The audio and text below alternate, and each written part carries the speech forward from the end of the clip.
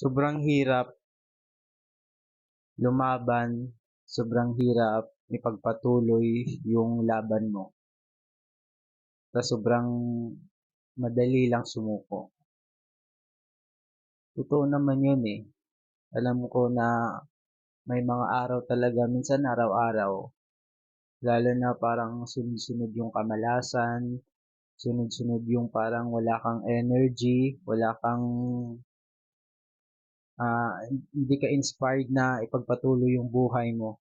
Yung parang pagod ka lagi, yung kahit wala ka namang ginagawa, or minsan kahit nililibang mo yung sarili mo, parang ang boring, nakakapagod.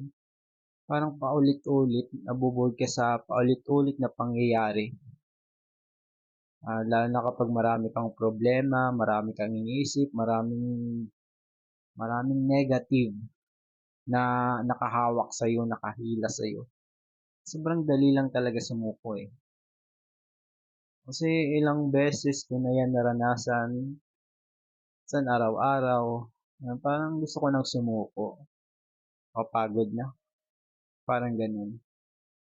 Pero kailangan mo maging strong, gawin mong strong yung mindset mo na pasa Diyos mo na lahat ng to, lahat ng mga negative, lahat ng mga pagsubok na to mawawala din, malalagpasan mo rin, makuha mo rin yung gusto mong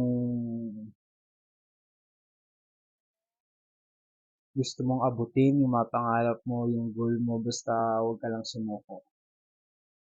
Magdasal ka lang, manalig ka lang sa Diyos, manalig ka lang sa sarili mo, yung kakayahan mo, everything is possible. Padayon.